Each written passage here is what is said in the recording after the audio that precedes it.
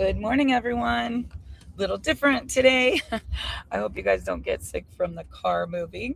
I thought we would be at our destination. We're 12 minutes away. So, the first 12 minutes, we're going to be moving and grooving in this car. But anyway, I wanted to be right on time. Super excited about the week ahead.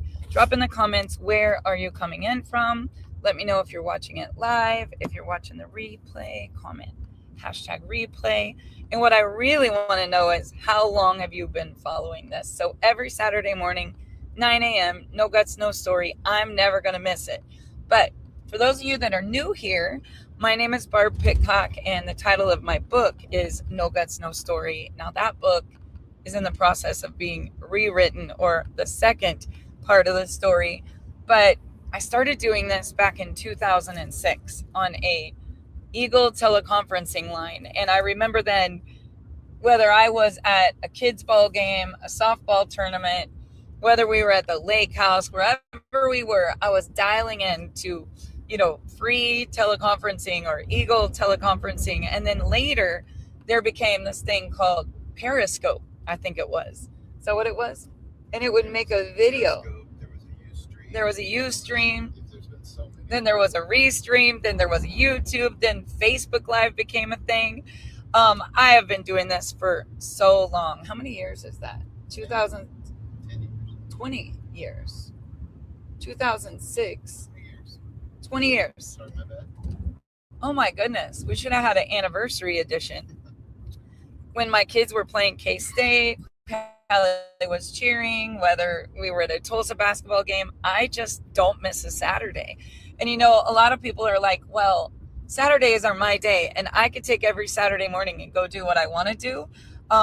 We're going to be in a Hobby Lobby parking lot in a minute, because my little granddaughter is turning 8 on Monday, and we're headed to Summit in Dallas. And so, I'm not a woman who's just going to give up my life for work and a business, but I'm doing it for that. And I want you guys to ask yourself, like, what are you building for?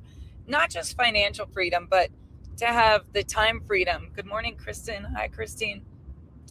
What are you building for? I mean, who is it that you think about, or what is it that you think about? What is the keystone goal out there that you do what you do every single day? Is it freedom to choose where you want to be, who you want to be with, when you want to be there, what you want to have to do? Or is it freedom to be present so you can actually be there for your kids, be a stay-at-home mom, be at all their ball games? Good morning from France. Christine, I love that.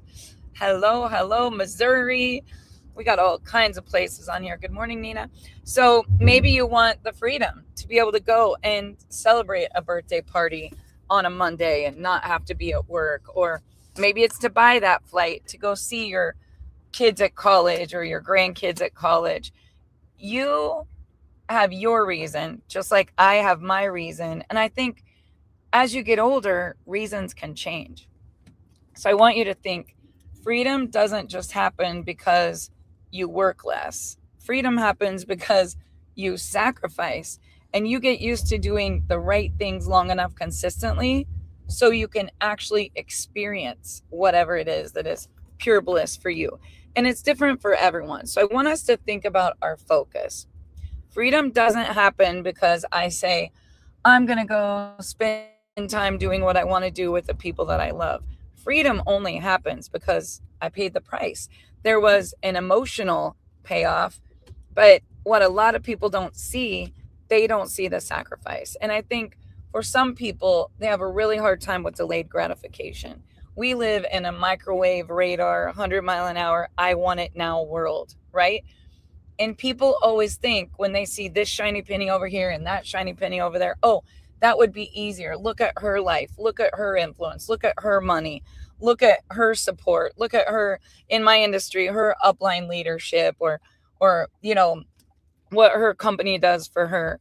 But I think when I think about Monday being Lola's 8th birthday, 8 years since she was born went just like that. I remember when she was born, we all got on a plane that morning and we all flew to Arizona. I remember Brooklyn and Callie in a picture holding this little newborn, And they were so excited that Chance experienced, that feeling, seeing his little girl be born and being her dad. I remember Nana Cindy going with us shortly after that when she was a few months old, and us going to Jet's first ball game. And I think back to that, man, we thought this was it. Like, this was the dream. Life was amazing. And then when you look at our last 8 years, so much can change. So much can change. And it wasn't always butterflies and new babies and baseball games. Like, there was also a lot of sacrifice and pain and work and giving up and being consistent, doing the right things long enough consistently. And you know what? Lola has seen every one of those chapters. Your kids need to see you get back up when you fall. Your kids need to see you sacrifice and work for something that actually is going to pay off. Like, they're learning what they're living. So here we are, headed to the summit, right? And yesterday Lola said, but I want to go to the lake on my birthday. And I was like, no, we're going to Dallas. She's like, but I want to go to the lake. I want to go to the lake and I want to go on the tube. And I said, nobody's at the lake. We're going to pick you up at the airport. We're going to drive 3 hours to Russell. We're going to load up a trailer. We're going to take all the gifts and the backdrops, and we're going to drive 10 hours, and we're going to set up a summit. And you're going to have a friend there. And you're going to see all our Frequence family there. And it's going to be amazing. But I want to go to the lake. I said, we'll go to the lake after summit. Sometimes that delayed gratification, that reward that someone's working for, when they see the payoff, and your kids see you working for something and they see the payoff, it's going to be so worth it.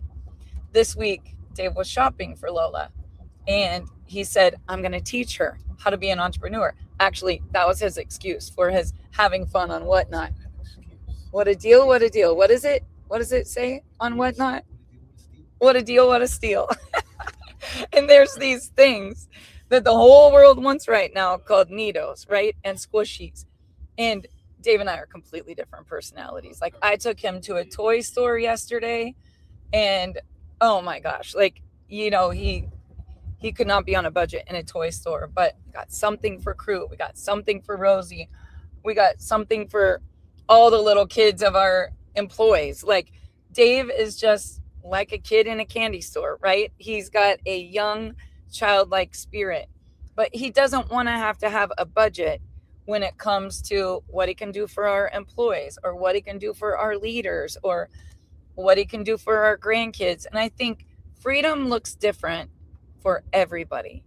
What does freedom look like for you? Do you want to not have to look at the amount of groceries in your cart when you're at the checkout? Or I remember when Dave used to say, it just feels good that the cart, I don't have to be standing there with my palms sweating thinking, am I going to be embarrassed in this grocery line if the people behind me are like, why won't his card work?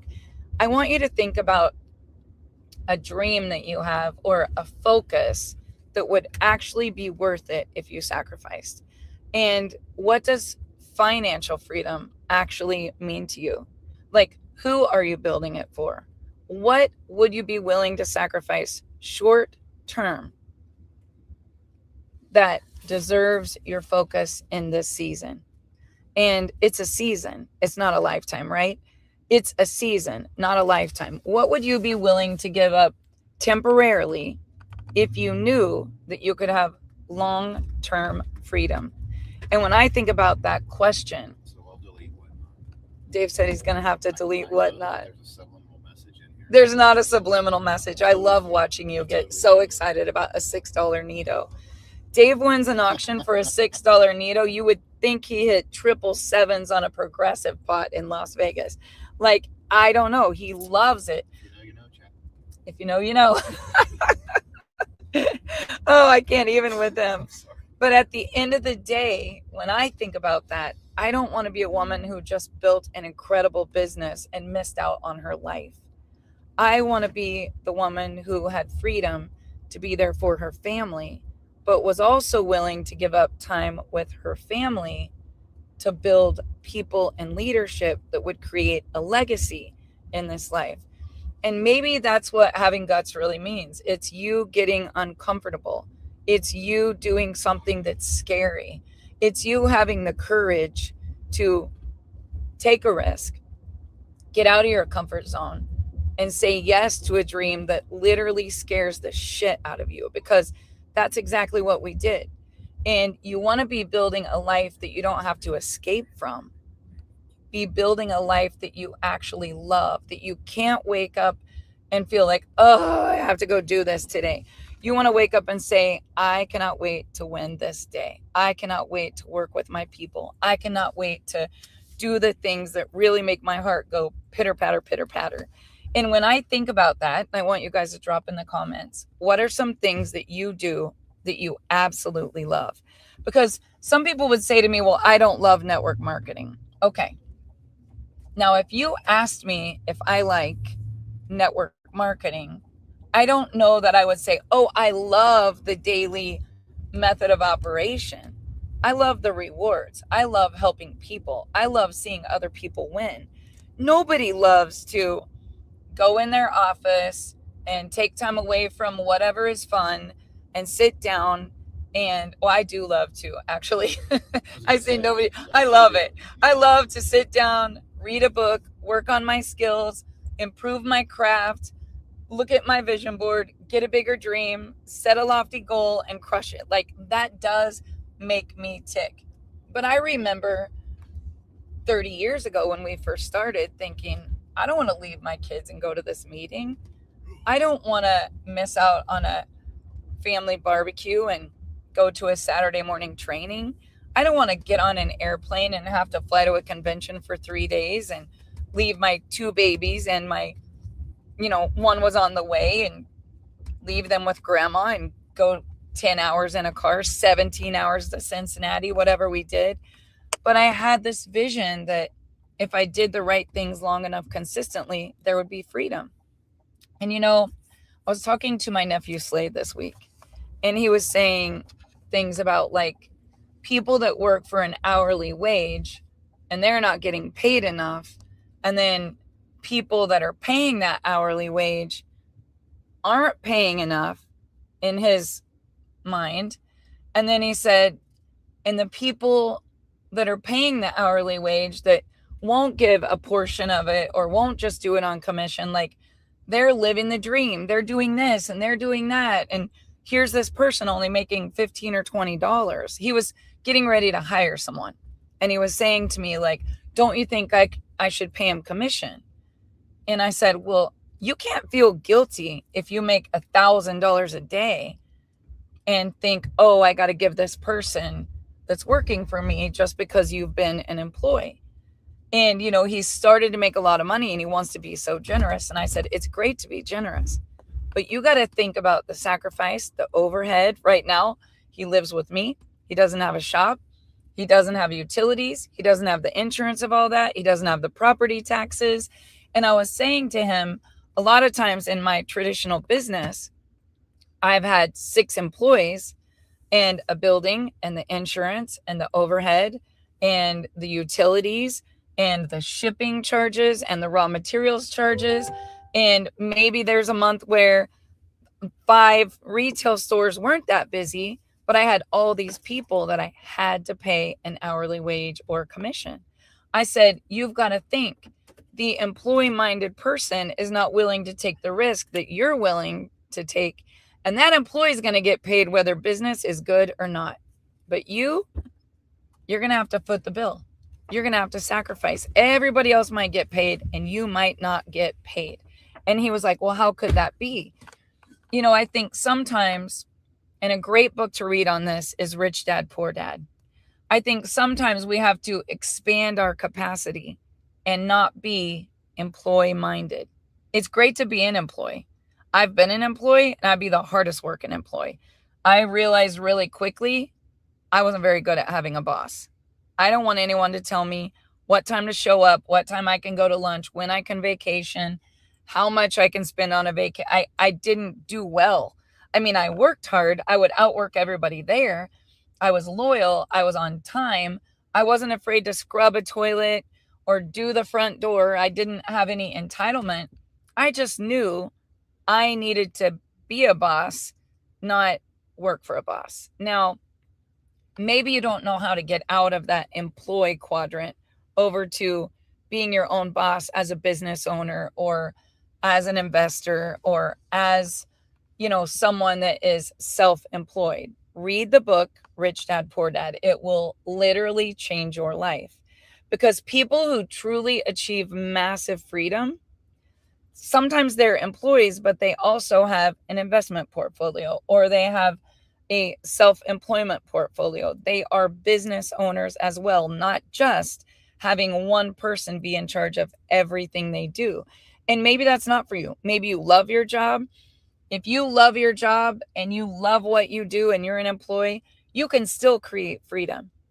It's living below your means, taking the money you make, investing it in something that will actually grow. So that gives you freedom. So here's one thing that I have learned, and I've created multiple streams of income. You don't create a solid stream of income doing 5 things. You build one and you get it there and it's solid and it's not going anywhere. And you take the money from that and you put it into real estate or stocks or, I've done everything from a pet hotel to a med spa with booth rent to Airbnb, a dance school. So you create leverage. You create leverage with money that you don't need to live on. You're going to create leverage with money that you don't have to say, like, this is the money that's going to pay for my utilities and my mortgage and my car payment and my kids' tuition. But you've got to be wealth-minded. And most people, they are not. Most people are not going to humble themselves, live below their means, drive a used car, live in the same house or rent, and not have the keeping up with the Joneses, I don't mind driving a car. What does it have? 137,200 miles on it. Dave said to me today, you have got to get a new car. He said, I don't even want to drive this to Dallas. And I said, I could put an engine in this car for 5,000, or a new one would be 100,000.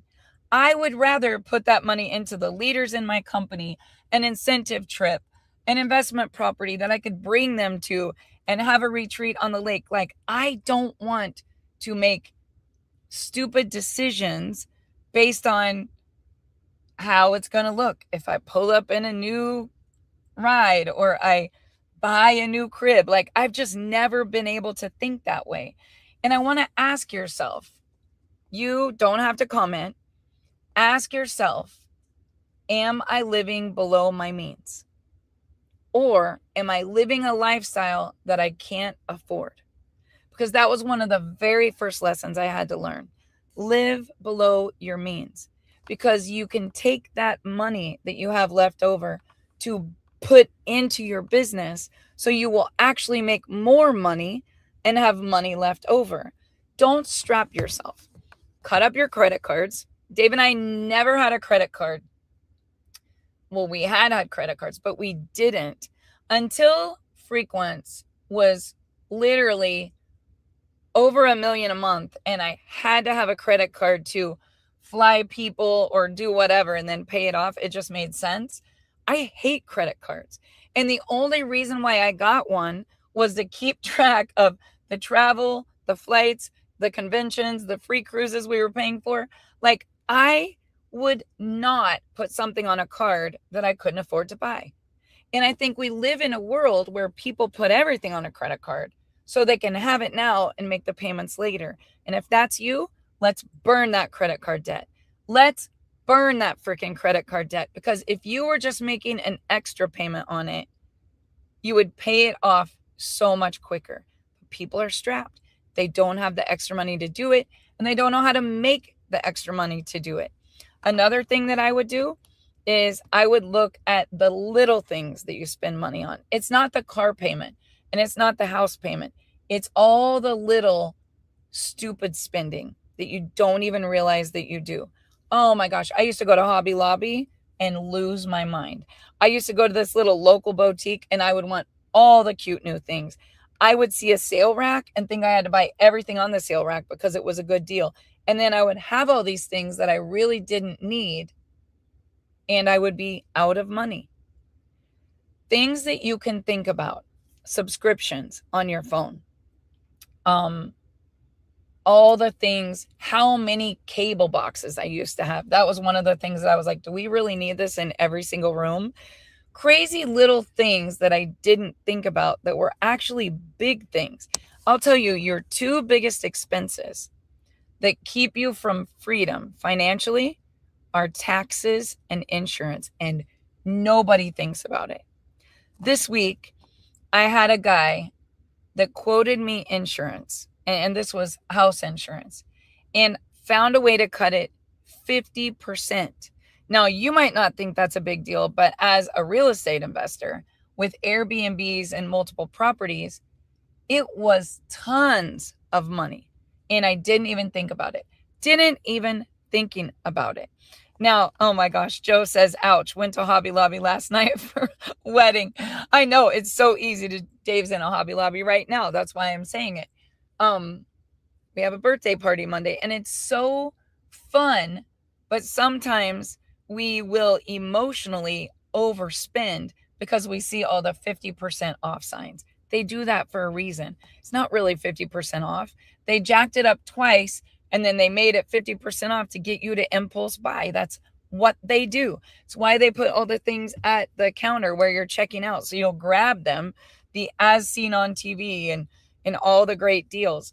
Now, I don't need to talk to you guys about spending the whole time. Let's talk about where you put your money so that it can grow.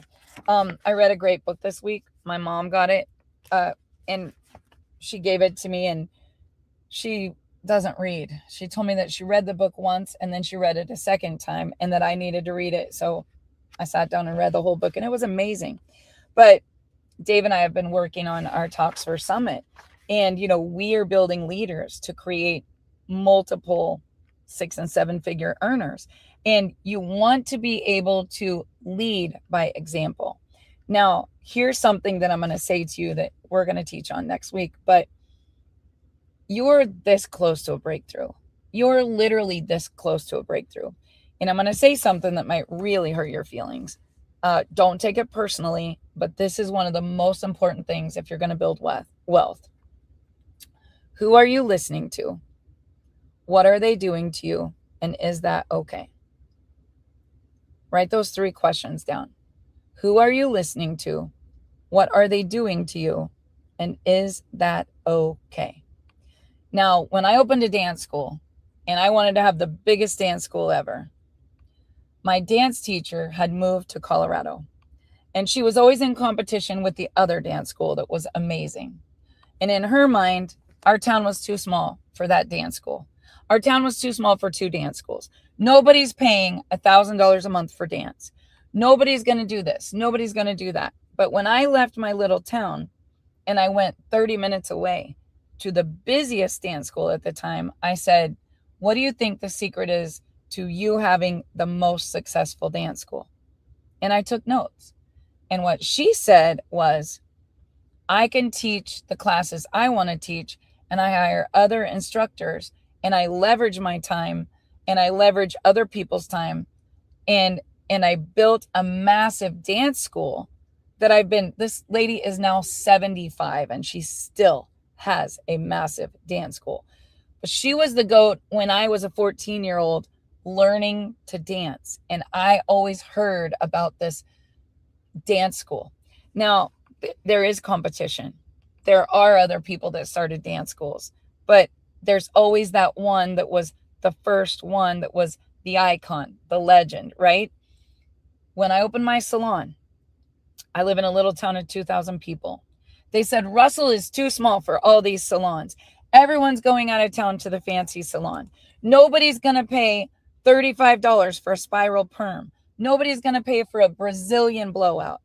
So you know what I did? I left my little small-minded town and I drove to Hayes, 30 miles away, the city where there's a college. It's not really a big city, but there is a college there. And I went to the salon that had the skylight window. It had the waterfall. They were doing Brazilian blowouts. They were doing spiral perms. And I looked, what are people doing that are winning? And the next thing I did, I remodeled a building. I made a place for someone to do nails. I made a place for someone else to do hair. I figured out how to get people in. I had a gift gallery. We had the dance school upstairs. I did all the traditional business things. Now, let me tell you guys, I had the busiest salon in town. One day, Nana Cindy told me you could charge $100 for a haircut and people would literally pay for it. And there were a few things that I learned. I put WIIFM on my mirror. And I would look at that and I would think, don't talk about yourself. Don't talk about your problems. Don't talk about your family. The person in your seat is tuned into one radio station on their forehead. What's in it for me?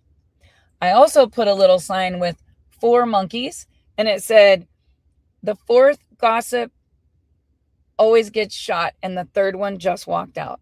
Because I wasn't going to have gossip in my salon. I wasn't going to have the cancer that gets inside that ruins the community, whether it's a business, a dance school, or a salon. We didn't talk shit on people. It was high vibes. It was all about them, their family, their goals, their dreams, the wedding coming up, the graduation coming up. People want to feel good. I've been doing this Feel Good Now Club for years and years and years. Dave wrote about it in his book in 2012. People want to feel good.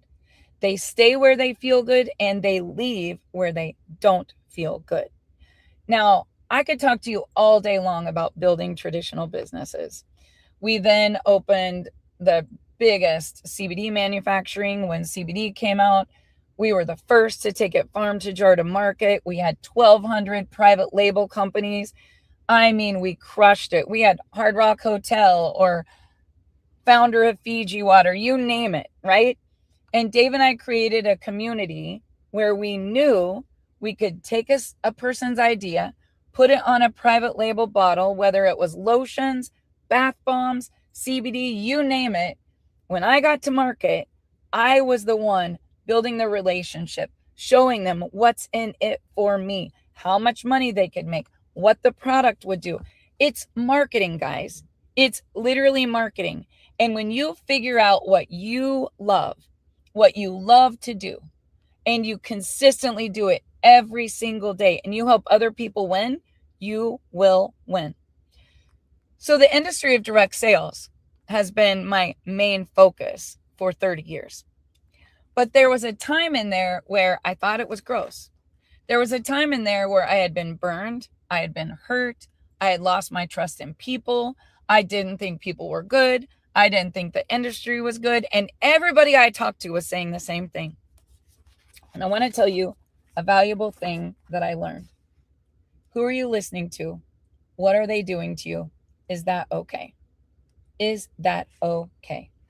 Because one relationship, one encounter, one meeting, one podcast, one book, one new person with a dream, the excitement, the vision, the work ethic, everything can change. And the conversation that I had with my family 5 years ago changed everything. I want to tell you guys something. Whether it was the salon, the dance school, the gift gallery, the CBD stores, the manufacturing company, no matter what it was, it all made a lot of money. But I don't want to build a life I can't enjoy. I don't want to have to show up and sell every single day, show up and dance every single day, show up and cut hair every single day, show up and sell in a booth every single day. I want to build a life that I can actually love. And I want you to ask yourself that question. Don't build a life you're too busy to live. Write that down. Put it in bold. Read it every single day. Do not build a life you're too busy to live. Because when Nana Cindy passed away, I made a decision. I wasn't going to be gone all the time. I wasn't going to be on an airplane every day. I travel a lot. I love what I do. I do it with my family. this is what I'm going to say to you. Don't build a life you're too busy to live. Read the books I mentioned and think to yourself, how do I leverage?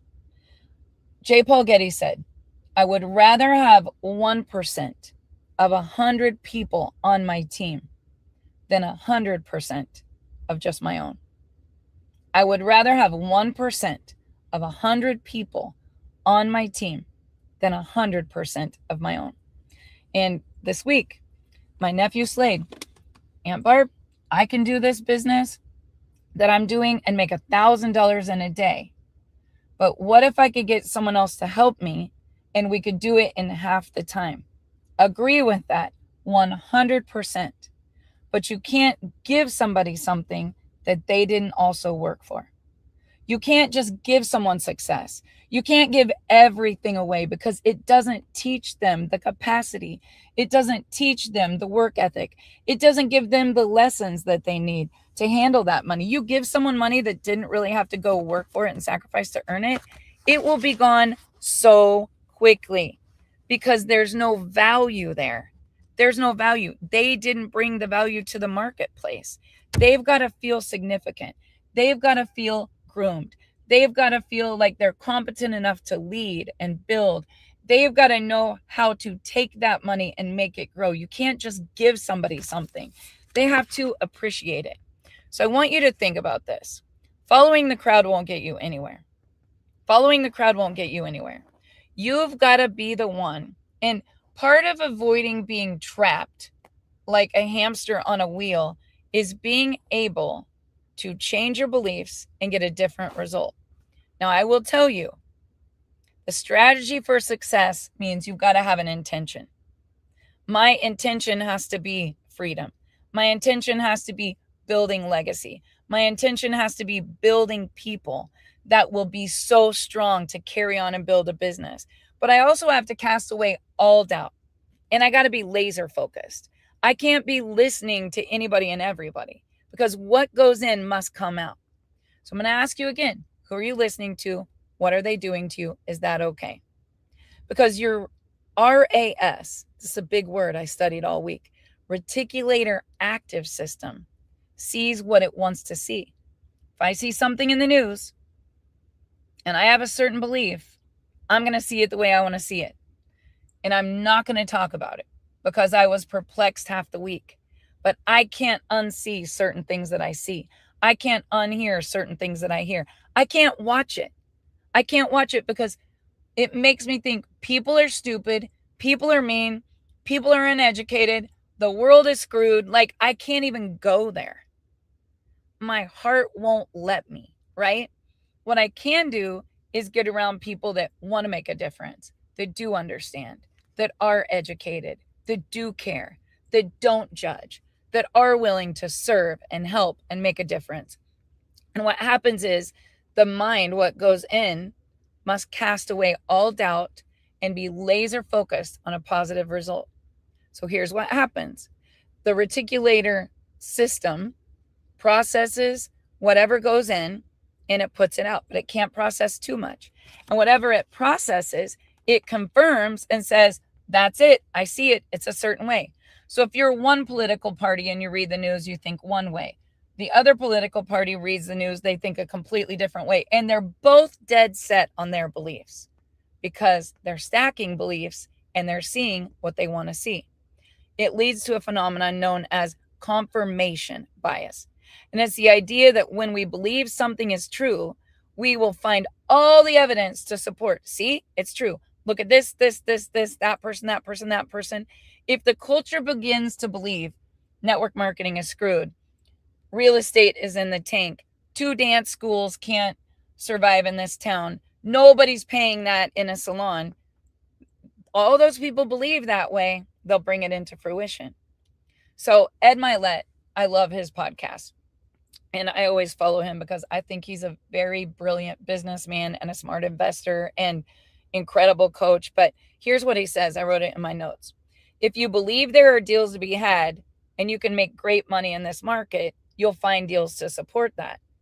If you believe that the real estate market is going to tank and everyone's saying that, you'll find evidence to support that. But following the crowd won't get you anywhere. I don't care if it's real estate, dance schools, beauty salons, manufacturing, or network marketing. What you need to ask yourself is, what would I need right now? Whatever you do for a living. Drop in the comments what you do for a living. If you're a realtor, if you're in direct sales, maybe you're a teacher, maybe you're in pharmaceutical sales, maybe you're a car salesman, maybe you own real estate, whatever it is. I love that, Jamaica. There's no value in free. Following the crowd will not get you anywhere. So you ask yourself, what would I need to believe about this market or about this industry that would serve me? And all of a sudden, you'll open up all these opportunities. Second home residentials. People will say, oh, that's too far gone. Everybody's doing Airbnb. I'm going to say, not so. Got the deposits last week. You know, when investors have anxiety and they talk about that, all the other investors get anxiety. It's contagious. And that's why I always say, who are you listening to? What are they doing to you? Is that okay? You have to be calm in a market when everyone else has anxiety. That calmness helps you to find opportunities. You have to say, is this really true? Whether it is traditional business, investing in real estate, speaking engagements, coaching, whatever you do, you have to say, is this really true? Because at a time where people said network marketing is done, it's never going to work, everyone's going affiliate, all these companies are going out of business, I said, this is a great time to solve all the headaches, become the best, create a community, pay on the real dollar, have a product category nobody else has that solves a problem that 1 in 3 are struggling with. Let's freaking go. And you know what, guys? People said, you're crazy. Are you sure you don't want to just join this company for all this money that you're guaranteed? It was scary. We took a risk and we were very transparent about our story. I'm going to tell you, authenticity is going to be the number one gift that you have. If you're going to wait around until you're completely prepared to create freedom, you're going to be waiting for the rest of your life. I did it when my daughter was getting arrested. I did it when my daughter was sick. I did it when my daughter was in jail. I did it when the other daughter was in Germany and Darian was getting an overseas contract. I did it when I didn't feel like doing it. I did it when all hell was breaking loose in several situations in my family. But you know what? I did it when it was hard. I believed it was going to work when no one else believed it. I did it when my entire front line quit me and I went and found some new people. Because if I would have listened to them, I would be broke right now. I did it no matter who took a break, who went MIA, who was going through hell, who was making up excuses, who was saying their check was down, who was saying that they weren't sure that the product was going to work because Christians might think that it was woo-woo. Like, I heard it all, guys. I heard it all.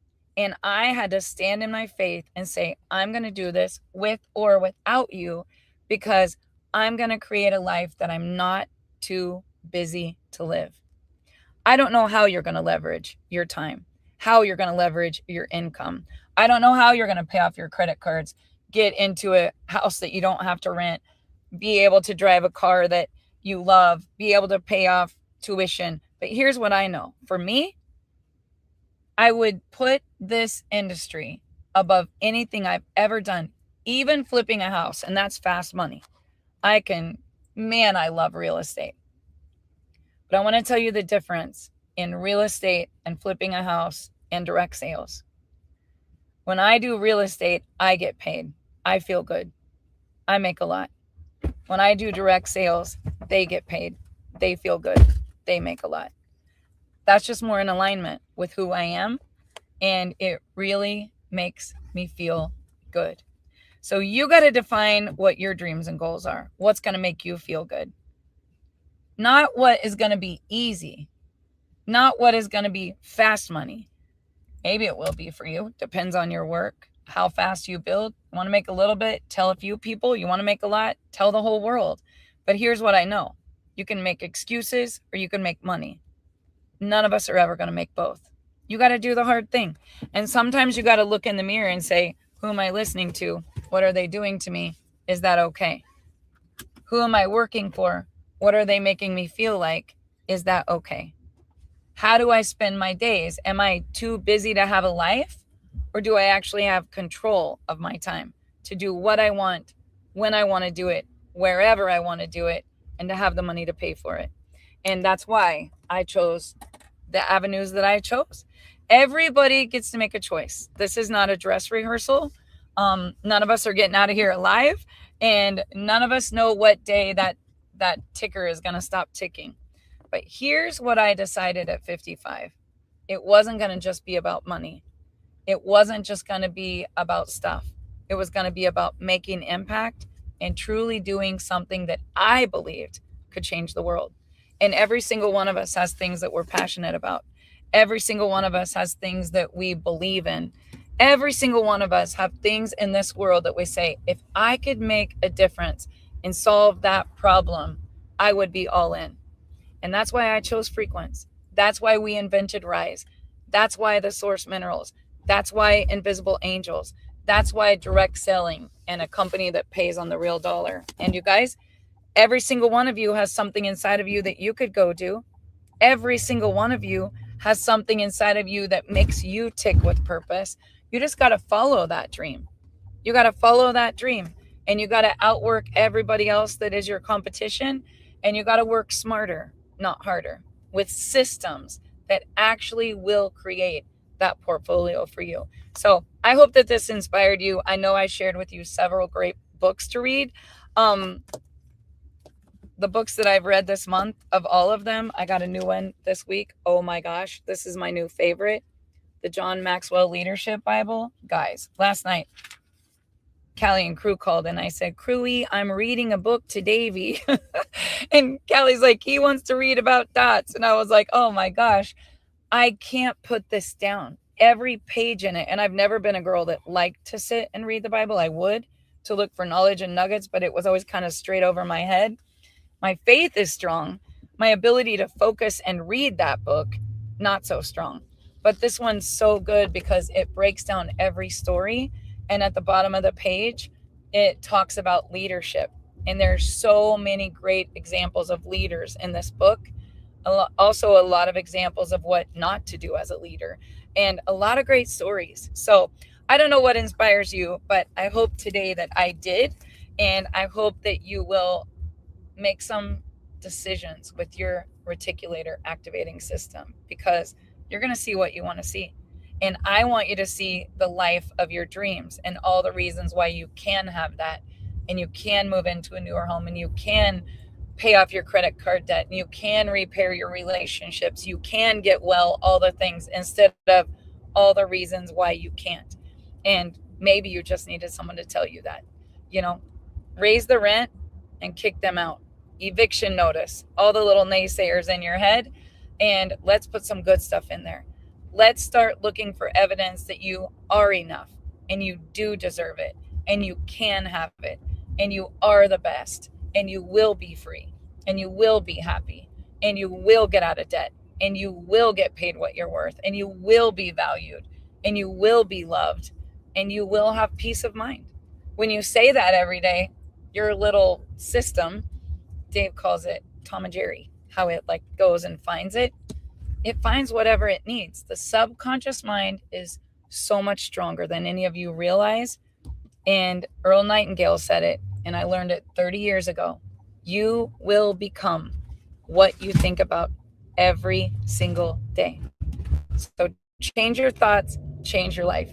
I'm excited to see you guys if you're coming to Summit this week. If you're not, we do have a virtual ticket.